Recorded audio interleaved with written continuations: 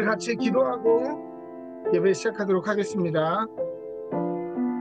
오늘 다윗의 동네에 너희를 위하여 구주가 나셨으니 곧 그리스도 주시니라. 너희가 가서 강보에 쌓여 부요에 누워있는 아기를 보리니 이것이 너희에게 표적이니라 하더니, 호련히 수많은 천군이 그 천사들과 함께 하나님을 찬송하여 이르되, 지극히 높은 곳에서는 하나님께 영광이요 땅에서는 하나님이 기뻐하신 사람들 중에 평화로다 하니라. 우리를 위해 가장 연약한 아기의 모습으로 이 땅에 오신 주님의 그 겸손하심을 찬양합니다. 가장 연약한 자들을 격려하시고 위로하시고 치유하시기 위해 연약함을 택하시고 겸손함을 택하신 주님을 찬양합니다. 오늘 코로나 팬데믹으로 경험해보지 못한 고난의 시간 중에 우리가 각자의 흩어진 자리에서 이 시간 함께 예배하오나 온라인으로 각자의 처소에서 같은 성소를 바라보니, 주님, 오늘 우리가 예배드리는 이 장소가 거룩한 장소가 되게 하시고 하나님의 은총이 임하는 자리, 주님의 구원과 평강이 임하는 자리가 되게 하여 주시옵소서. 감사드리며 모든 말씀 예수님의 이름으로 기도합니다. 아멘.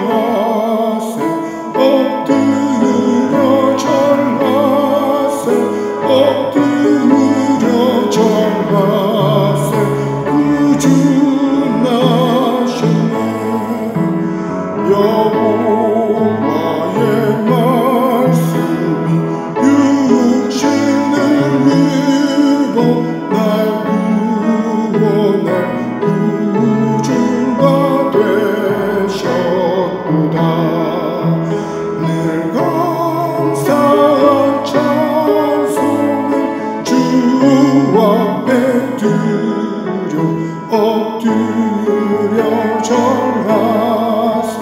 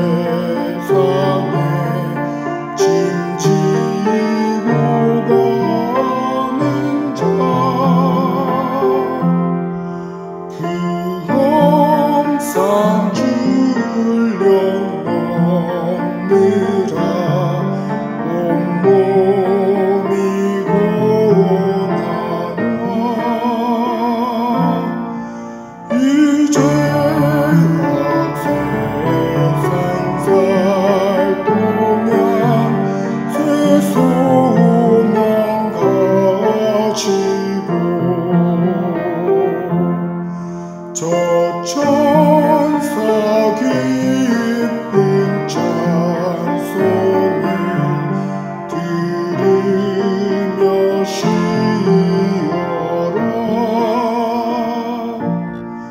예선지에 원하여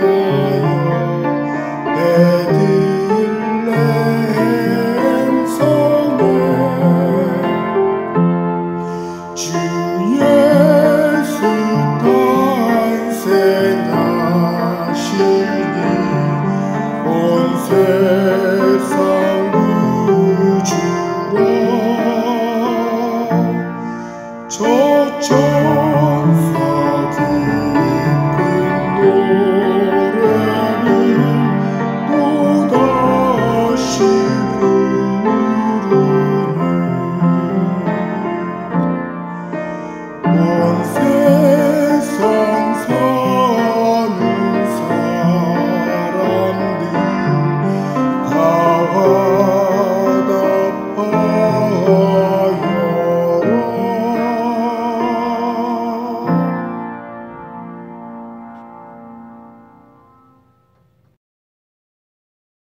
사랑의 하나님, 오늘도 줌을 통하여 각 가정에서 마음을 모아 주님께 찬양과 영광의 예배를 드릴 수 있게 인도하심에 감사드립니다.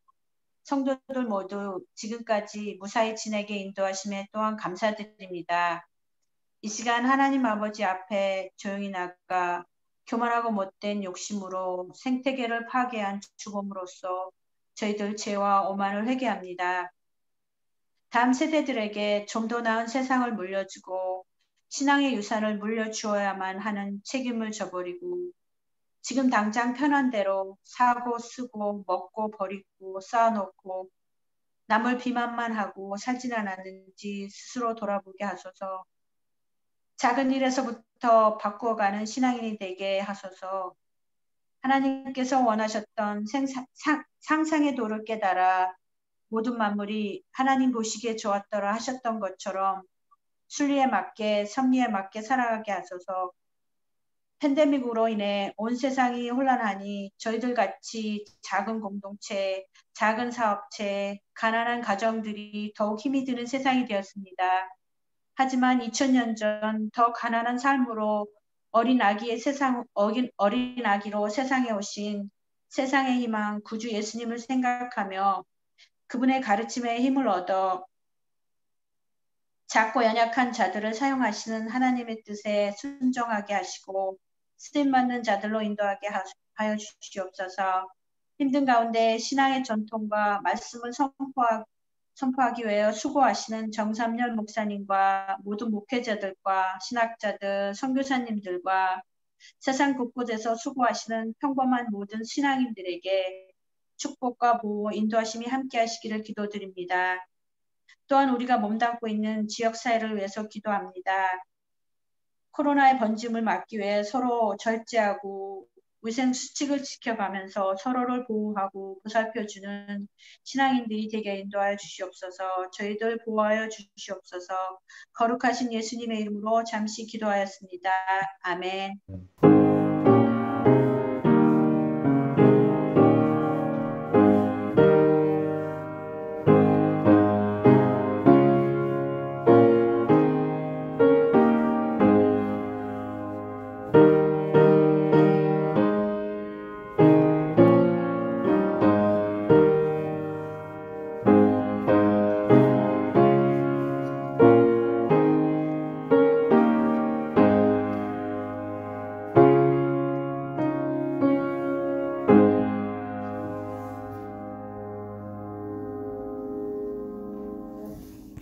오늘의 말씀은 누가복음 2장 3절부터 11절까지 말씀입니다. 모든 사람이 호적하러 각각 고향으로 돌아가매 요셉도 다윗의 집 족속인 고로 갈릴리 나사렛 동네에서 유대를 향하여 베들레헴이라 하는 다윗의 동네로 그 청혼한 마리아와 함께 호적하러 올라가니 마리아가 이미 잉태되었더라. 거기 있을 그 때에 해산할 날이 차서 마다들을 낳아 강보로 싸서 구유에 뉘었으니 이는 사관에 있을 곳이 없음이로다. 그 지경에 목자들이 밤에 밖에서 자기 양떼를 지키더니 주의 사자가 곁에 서고 주의 영광이 저희를 두루 비침에 크게 무서워하는지라. 천사가 이르되 무서워 말라. 보라, 내가 온 백성에게 미칠 큰 기쁨을 좋은 소식을 너희에게 전하노라. 오늘날 다윗의 동네에서 너희를 구하여 구주가 나섰으니 곧 그리스도 주시니라. 아멘. 네, 말씀 전하도록 하겠습니다. 우리 오랜만에 얼굴 보고 있는데요. 서로 메리 크리스마스 함께 인사할까요? 메리 크리스마스. 메리 크리스마스. 메리 크리스마스. 네, 오랜만에 이렇게 얼굴 보고 함께 예배하니까 너무 좋고요. 되게 오랜만에 본 얼굴들도 있는데 너무너무 반갑습니다. 성탄의 기쁨과 또 은혜가 여러분들의 가정과 또 여러분들의 삶 가운데 함께 하시기를 바랍니다. 이 시간 한 번 더 고백하기는 예수님이 당신을 위해 오셨습니다. 이렇게 한 번만 더 우리 서로에게 이야기할까요? 예수님이 당신을 위해 오셨습니다. 예수님이 당신을 위해 오셨습니다. 아멘. 아멘. 자, 그러면 우리가 질문할 수도 있습니다. 팬데믹으로 인해서 우리의 일상이 무너졌고 또 우리가 각자 처해 있는 상황도 너무 다르고 우리의 삶이 너무 힘들어서 연말에 설렘도 없는 이때에 정말 예수님은 나를 위해 오신 게 맞는가? 안 믿어진다. 이렇게 말씀하실 수도 있습니다. 예수님의 일대기를 기록하고 있는 복음서를 보면은 비슷한 것 같지만 조금만 자세히 신경 써서 읽으면 전혀 다른 내용을 다루고 있다는 걸 알 수 있어요. 여기까지 깨달았으면 입문자의 수준입니다. 근데 더 나아가서 성경의 내용이 스토리의 순서도 다르고 그 내용의 강조점도 다르고 내용도 전혀 다르다는 것을 깨닫게 되는 분들도 있죠. 이것을 발견한 사람은 중급 단계라고 볼 수 있겠습니다. 우리는 복음서에 다 예수님의 탄생 이야기가 등장하는 것으로 알고 있지만 마태복음과 누가복음에만 탄생 이야기가 등장합니다. 마가복음에는 아예 등장하지 않죠. 왜냐하면 마가복음은 예수님의 고난을 중심으로 쓰여진 책이기 때문에 그렇습니다. 신학자들의 연구로 마가의 공동체는 AD 65년부터 AD 70년 사이에 로마의 네로 황제가 박해할 때에 그 고난을 중심으로 쓰여진 책이기 때문에 예수님을 고난받는 자들의 종, 우리를 위해 대신 고난받은 종으로 묘사하고 위로받고 있죠. 또 요한복음은 앞에 세 복음서와는 전혀 다른 얘기를 합니다. 요한복음은 예수님의 출생, 세례, 또 예수님의 변화 사건에 대해서 기록하고 있지 않아요. 마태, 마가, 누가는 이 사건들과 사람들의 증언으로 예수님이 누군가를 설명하고 있지만 요한복음에서는 예수님 스스로가 나는 누구다, I am 이렇게 자기를 드러내시면서 예수님이 어떠한 분이신지를 설명하고 있습니다. 그 예수님은 어떤 분이에요? 그 예수님은 하나님의 아들이고 신성을 가진 분이십니다. 요한의 공동체는 헬라 시대에 가온주의의 이단들의 가르침과 영지주의 앞에서 예수님의 신성과 영생을 이야기해낼 필요가 있었던 것 같습니다. 그래서 요한복음의 공동체의 예수님은 하나님의 아들이고 또 우리를 구원케 하시는 영생의 주님으로 사람들에게 기억되는 것이죠. 각각의 복음서의 공동체들은 시대도 다르고 상황도 달랐지만 예수님의 이야기를 통해서 각자 처한 다른 시대와 다른 현실에도 여전히 구원하시고 소망을 주시는 구원자로 그 예수님을 만났다는 것입니다.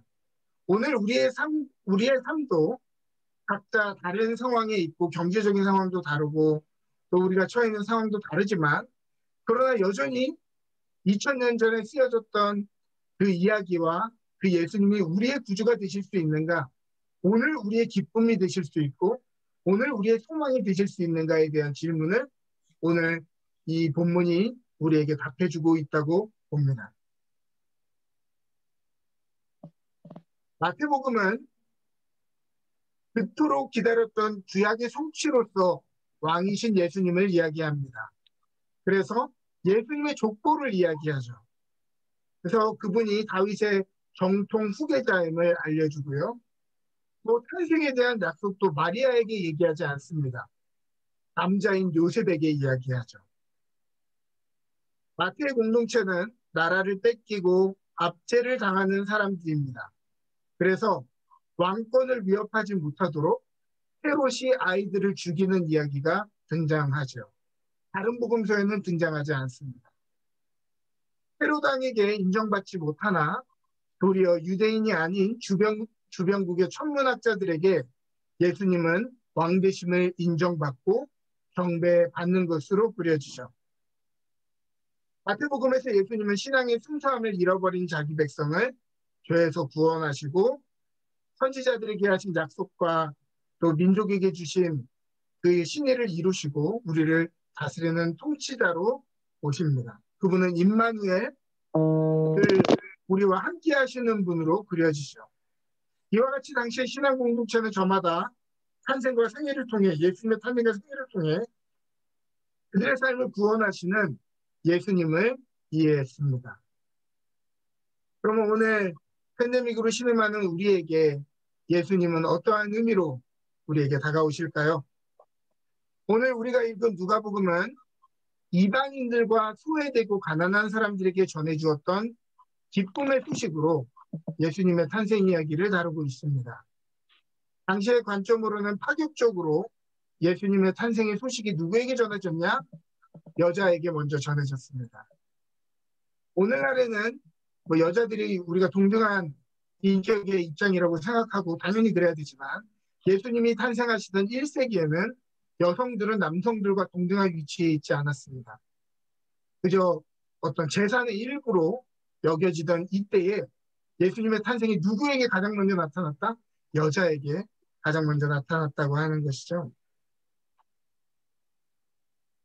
올 한 해 흑인 조지 플로이드의 사망으로 시작됐던 블랙 라이브스 매터 시위를 통해서 우리는 사람다움, 인권의 중요함을 다시 돌아보게 됐습니다. 사람 위에 사람 없고 사람 아래에 사람 없다는 것을 다시 한번 우리가 깨닫게 되죠.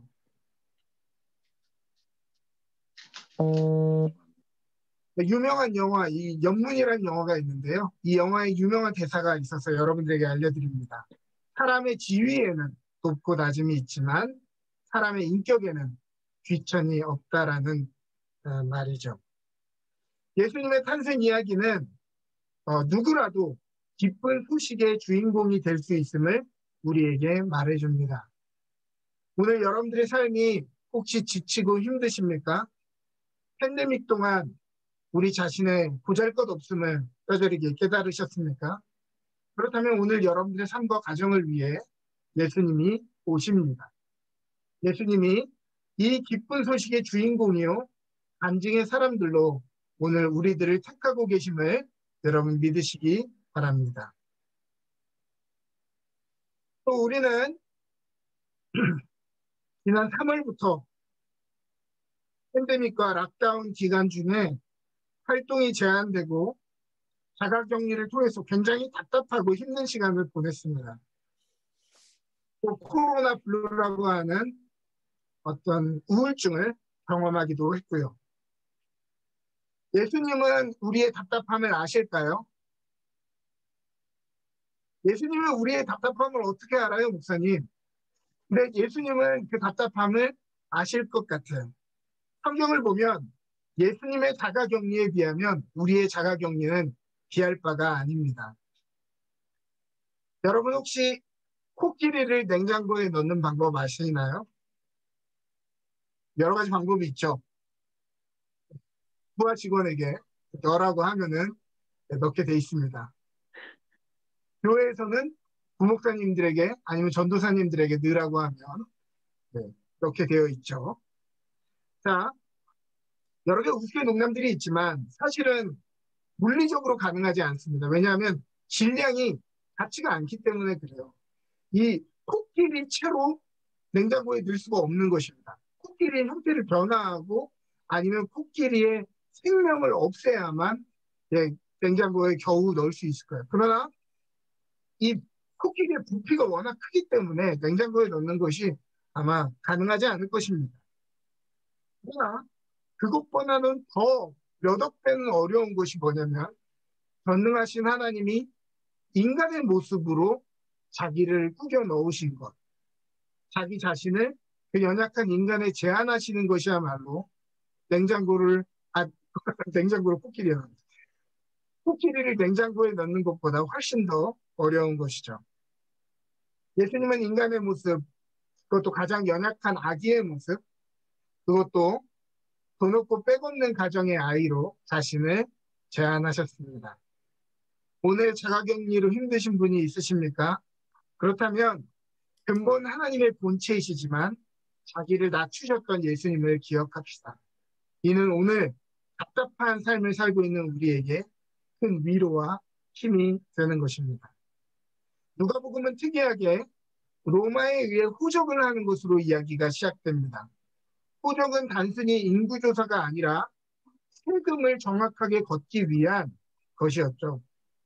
당시 이스라엘 사람들은 필수적인 종교 세금과 로마의 세금까지 포함해 약 자기 수입의 30%에 육박한 세금을 내야 했습니다. 로마의 세금을 내지 못하는 사람들은 전 재산을 압류당하고 또 로마의 노예가 되었죠. 그러므로 호적을 냈다는 것은 그들이 당시에 경제적인 스탈과 어려움을 경험한 시간이었다는 것을 알 수가 있습니다. 그들이 로마의 세금을 내지 않으면 로마의 노예가 되고 또 그들이 종교세를 내지 않으면 그들은 죄인으로 낙인 찍히게 돼 일반적인 생활을 하지 못하게 됐던 것이죠. 그러므로 1세기에 살았던 사람들은 굉장히 힘든 삶의 무게를 지니고 살았던 것을 우리는 알 수가 있습니다. 올 한 해 우리 많은 성도님들의 가정도 팬데믹으로 인해서 정말 먹고 살기 힘들었던 시간들이 많았습니다. 많은 회사와 업소들이 문을 닫고 또 많은 분들이 레이오프되고 또 경제가 순환되지 않아서 많은 분들이 경제적으로 어려움을 겪었던 것으로 알고 있습니다. 주님은 오늘 먹고 살기 힘든 우리들 가운데 복된 소식으로 임하십니다. 1세기에 로마의 후적 시기에 오셨던 그 사건처럼 말이죠. 누가복음에서 예수님은 그 민초들 중에도 가장 힘이 없는 가정에 태어난 분입니다. 심지어 이민자요, 이주자로 오랜만에 돌아온 자기 고향에도 배척받음으로 여기에도 속하지 못하고 저기에도 속하지 못한 사람들 속에 태어나셨습니다. 이민자로 살아간다는 것, 때로 이방인으로 살아간다는 것은 서러울 때가 많습니다. 우리는 이곳에서도 완전히 속하지 못한 이방인으로 배척받고 떠나온 고국에서도 더 이상 환영받지 못하고 적응하지 못하는 이상한 사람들로 취급받기 일쑤입니다. 여러분들이 만약 오랜만에 한국에 들어간다면 여러분들의 기대와는 달리 여러분들을 그렇게 환영하지 않는 모습을 경험하게 될 것이고 그렇게 그리웠던 한국 문화와 한국 사람들이 여러분들에게 이상하고 한국 문화가 굉장히 불편하게 느껴지는 것들을 또한 반대로 경험하게 될 것입니다. 우리는 이제 여기에도 완전히 속한 것 같지 않고 그곳에도 속하지 못하는 것 같은 환영받지 못하는 이방인들과 같은 삶을 살아가고 있는지 모르죠. 예수님은 이민자셨습니다. 또 예수님의 가정은 이민자 가정이었죠. 베들레헴이라는 동네는 다윗의 출신지요. 예수님의 탄생지라는 이름 외에는 오늘날까지도 특산품, 매장된 자원, 관광할 만한 시닉 뷰 같은 것이 하나도 없는 굉장히 어정쩡한 변두리 동네라고 이야기합니다. 오늘날까지도 말이죠. 그러니까 그렇게 주목할 만한 동네가 아닌 시골 동네라고 하는 것입니다. 오늘 우리의 삶이 우리가 꿈꾸는 메이저의 사회의 언저리, 변두리처럼 느껴질 때도 있을 때가 있을 것입니다. 그렇다면 예수님은 우리를 너무너무 잘 이해하실 수 있습니다. 변두리, 여기에도 저기에도 속하지 못한 이민자들의 마음을 주님은 너무너무 잘 아시기 때문이죠. 여러분들 혹시 어느 병원에서 어디서 태어나셨습니까? 전쟁 세대 이후로 다리 밑에서 태어났다는 분들은 많이 없을 것입니다. 혹은 보통은 이제 뭐 어디서 태어나셨습니까 하면은 집이요 아니면 혹은 어떤 병원이요 라고 이야기하실 거예요. 이것도 우리의 탄생이 얼마나 조심스럽고 또 안전하게 축복을 받으며 태어났는지를 잘 드러내는 장면입니다. 그런데 예수님은 어디서 태어나셨어요? 예수님은 환영받으면서 안전하게, 이 잘못 해석하면 굉장히 위험하거든요. 그런데 예수님은 환영받으며 따뜻한 곳에서 해산하신 것이 아니고 굉장히 춥고 서러운, 기댈 만한 지인 하나 없는 마국간에서 탄생을 하셨습니다. 이 아이 사진이 누군지 잘 모르겠는데 제가 인터넷에서 퍼왔거든요. 혹시 아는 분이 있으면 죄송합니다. 네, 퍼왔습니다. 죄송합니다. 제 사진 아니고요. 저는요, 돌 사진이 없습니다. 왜 저는 돌 사진이 없어요? 부모님한테 물어봤더니 저희 가정이 그때 너무 어려워가지고 돌 사진을 못 찍었대요. 그러니까 저는 그 돌 사진이 없는 게 너무너무 어릴 때 서러웠어요. 아, 내가 환영받는 존재가 아니었구나. 내가 이 가정에서 그렇게 기쁨의 존재가 아니었구나라는 메시지로 계속 기억되어졌기 때문에 상처로 남아 있었습니다. 마치 사진 한 장 남기지 못할 만큼 환영받지 못한 별볼이 없는 인생같이 느껴졌기 때문이죠. 하물며 마국간에 태어나신 예수님, 자기 아이를 마국간에서 태어나게 해야 했던 예수님의 어머니는 어떤 마음이었을까요? 오늘날처럼 이 경제적인 차이가 넘기 힘든 신분의 벽으로 느껴지던 때가 없는 것 같습니다. 과거에는 우리가 노력하고 공부 열심히 하면 언젠가는 성공하고 기회를 잡을 것이라는 어떤 기대, 또 그런 소망이 있었던 것 같습니다. 아메리칸 드림과 같이 기회의 땅에서 열심히만 일하면 성공을 할 수 있다라고 하는 믿음이 있던 시대도 있었던 것 같아요. 그러나 오늘 젊은이들에게 또 오늘을 사는 청소년들에게 그 공식을 믿느냐고 물어본다면 우리 청소년들 또 우리 청년들은 그 말을 믿지 않을 것입니다. 왜냐하면 공부를 그렇게 하고 학교를 2번, 뭐 전공을 2개를 하고 마스터를 해도 직장에 들어갈 수 있다는 보장이 없기 때문입니다. 일자리가 보장돼 있지 않은 세상, 성공이 보장돼 있지 않은 세상. 우리가 노력한다고 해서 그 노력이 완전히 보상받는다는 기대가 들지 않는 세상. 그저 부모를 잘 만나면 그것들로 인해서 혜택을 입을 것 같아요. 그래서 어떻게 하면 나도 그 틈에 끼어보기 위해서 최선을 다해서 기득권의 자리에 들어가려고 하는 그런 모습이 있는지 모르겠습니다. 노동에 대한 충분한 보상이 주어진다고 믿지 않고 학력은 나날이 높아져 가는데 이제 더 이상 취직이 쉽지가 않죠.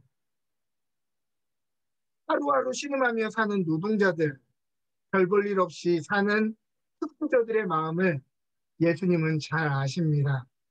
그리고 오늘 우리를 구원하시는 구원자로 임하십니다. 이 소식은 들판의 목자들에게 전해졌습니다. 주의 사자가 나타나고 주의 영광이 그들에게 두루 비추었는데요. 천사들을 본 이들의 반응은 신기하다, 놀랍다는 것이 아니라 무서워했다라고 이야기합니다. 이 말이 이상하지 않나요? 천사를 보면 신기해야 되는데 이들은 왜 무서워했을까? 그들은 밤에도 양떼를 지켜야 되는 사람들이었습니다.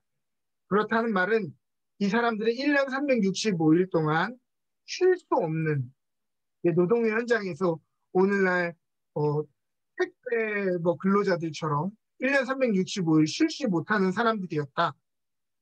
이들은 안식일을 지키는 것은 불가능했을 것입니다. 그리고 안식일을 지낼 수 없다는 말은 성경과 담을 쌓았다는 말이고, 그 말은 이들이 사회로부터 죄인들이라는 이 오해를 받으며 저 사람들은 죄인이야 라는 손가락질을 받으며 살았다는 것입니다. 당연히 성전세와 종교세도 내지 않았을 것입니다. 사실 이런 사람들은 죄인이라 부름을 받았기 때문에 죄인들에게 천사가 나타났으니 그 내용이 무엇이겠습니까? 아, 이거는 심판이구나. 아, 저 천사가 우리를 이제 죽이려고 나타났구나 라고 영락없이 생각했던 것 같습니다. 그러나 천사가 이야기하죠. 무서워하지 말라. 내가 온 백성에게 미칠 큰 기쁨의 좋은 소식을 너희에게 전하노라. 오늘 다윗의 동네에 너희를 위하여 구주가 나셨으니 곧 그리스도 주시니라. 지금 이 사람들은 자기들은 죄인이라고 생각하고 자기들은 버려진 사람들이라고 생각했고 자신들은 이 천사가 나타났을 때 심판받을 사람들이라고 생각했는데 천사는 도리어 뭐라고 얘기하냐면 너희를 위하여 구주가 나셨다라고 말씀하십니다. 오늘 우리가 생각할 때 교회 안에 들어오지 못할 만한 사람들이 누구 있을까요? 저 사람들은 교회 안에 들어오면 안 돼. 저 사람들은 우리가 거리를 둬야 돼라고 하는 사람들이 누가 있을까요? 그러나 그러한 사람들, 이 사회의 어떤 종류의 사람들이든 천사들은 이렇게 이야기하는 것입니다. 너희를 위하여 구주가 나셨다. 오늘 여러분들을 위하여 구주가 나셨습니다. 남들에게 말하지 못한 우리의 탄식과 아픔을 위로하시고 오늘 우리의 삶을 위로하시고 오늘 우리에게 소망이 되어 주십니다. 세상은 예수님의 오심을 환영하지 않았지만은 예수님은 우리의 삶을 환영하시고 복되게 하시고 은혜를 주십니다. 우리가 섬겨야 할 주, 너희를 위하여 구주가 나셨으니 할 때 이 우리를 구원하시는 주님은 우리가 섬기고 우리가 높여야 될 이 크리오스는 오늘 우리의 삶에 돈도 또 집도 인맥과 성공인 기회도 아닙니다. 우리를 다스리고 우리가 섬겨야 될 퀴리오스, 우리의 주는 우리를 위해 오신 예수 그리스도이십니다. 이 성탄의 절기에 다른 사람들의 기쁨이 아니라 나의 기쁨으로 오신 예수님, 나를 구원하시기 위해, 나를 위로하시기 위해 인간의 모습으로 또 가장 연약한 자의 모습으로 오셔서 오늘 우리의 삶을 이해하시고 또 위로하시고 힘주시고 또 우리에게 격려하시는 그 예수님의 위로하심을 경험하시기를 바랍니다. 또한 그 누구도 예수님의 탄생을 기뻐하지 않았지만은 우리가 이 시간 예수님의 탄생을 기뻐하면서 이 팬데믹의 시기로 많은 사람들이 마음이 식어지고 다른 사람들을 향한 마음이 식어지고 자기 자신만을 향해 있을 때 우리는 다시 한번 예수님을 높여드리고 예수님의 오심을 기뻐하고 예수님의 탄생을 기쁘게 선포하는 저와 여러분들 되었으면 좋겠습니다. 그러한 여러분들 되시길 바랍니다. 아멘. 우리 함께 봉헌 찬양하시면서 함께 봉헌하도록 하겠습니다. 기뻐하며 경배하세 영광의 주 하나님 주 앞에서 우리 마음 피어나는 것 같아 죄와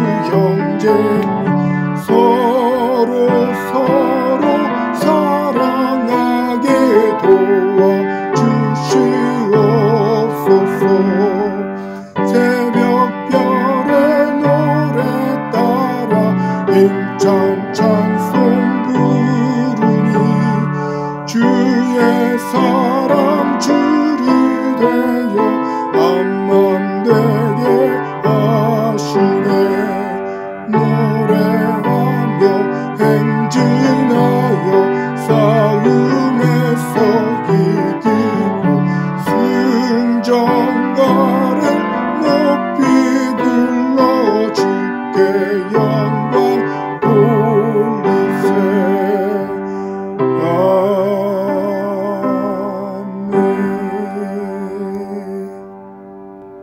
함께 부흥 기도합니다. 이 세상을 너무도 사랑하셔서 독생자를 아낌없이 내어주신 주님, 그 예수님의 오심을 기뻐하며 먼 곳에서 동방박사들이 정성스러운 예물을 준비했던 것과 같이 우리도 주님을 사랑하며 또 감사하며 이 예물을 주님께 올려드립니다. 그러나 실상은 우리가 봉헌하는 것과는 비교도 되지 않는 것을 주님은 우리에게 봉헌해 주셨습니다. 온 우주를 지으신 하나님이 종의 모습으로 우리 가운데 거하시고 죽기까지 그 모습을 또 그 살과 피를 내어주셨던 것처럼 우리도 주님을 위해, 세상을 위해, 이웃을 위해 아낌없이 우리의 삶을 내어주게 하여 주옵소서. 지금도 삶의 변두리에서 생존에 내몰린 모든 사람들과 악한 구조에 신음하며 살아가는 모든 이들을 기억하여 주시며 추운 곳에서 애쓰는 노동자들과 원근각처에 흩어진 우리 가족들과 세상에 자기를 내어 맡긴 선교사님들의 가정을 기억하여 주시어 성탄의 기쁜 소식이 충만하게 하여 주시옵소서. 오늘 우리에게 맡겨주신 이 예물들이 우리에게만 멈춰져 있는 것이 아니라 하나님이 기뻐하시는 각 곳에 바르게 흘러가고 쓰임받도록 우리를 사용하여 주옵소서. 성탄의 이 크고 기쁜 소식을 즐거워합니다. 우리 런던 은혜교회가 또 런던 은혜교회 각 성도의 가정이 우리 주님 누우실 만한 말구유 같은 편안한 교회 되게 하여 주시옵소서. 감사드리며 예수 그리스도의 이름으로 기도합니다. 아멘.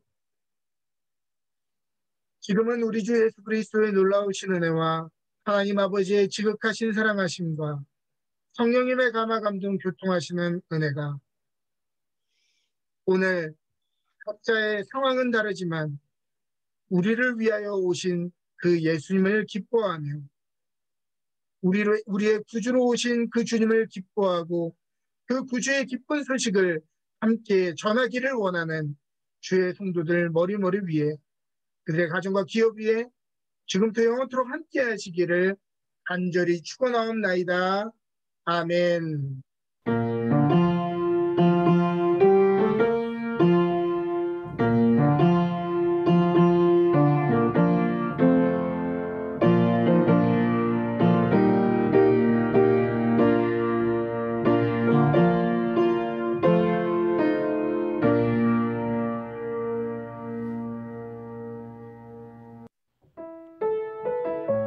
한번 말씀 전합니다. 오늘 2020년 당회가 있는데요.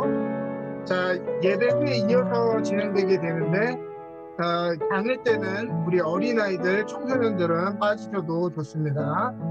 예배가 끝나면 빠지셔도 좋고요. 22일과 24일 양일간에 성탄 선물과 교회에서 준비한 성탄 선물과 성찬 세트를 가지고 가정별로 방문하려고 합니다. 그래서 제가 연락을 드리면 여러분 언제가 시간이 괜찮으신지 일정을 정해주시면 저희가 함께 방문해서 선물 드리도록 하겠습니다. 예배 안내드립니다. 25일 11시에 줌으로 우리 같이 예배 드리고요. 27일 예배는 우리가 원래는 유튜브랑 또 현장에서 예배를 드리려고 했는데 녹화하고 편집할 시간이 충분치가 않아서 이날도 줌으로 드리도록 하겠습니다. 또 오늘 줌으로 예배 드리는 것 처음 우리가 해보는데 우리가 좀 익숙해질 필요가 있을 것 같습니다. 그래서 25일 11시는 성탄감사 예배, 그 다음에 27일 주일 예배는 2시 반에 줌으로, 그 다음에 31일 성도영신 예배는 밤 11시에 줌으로 예배 드리도록 하겠습니다.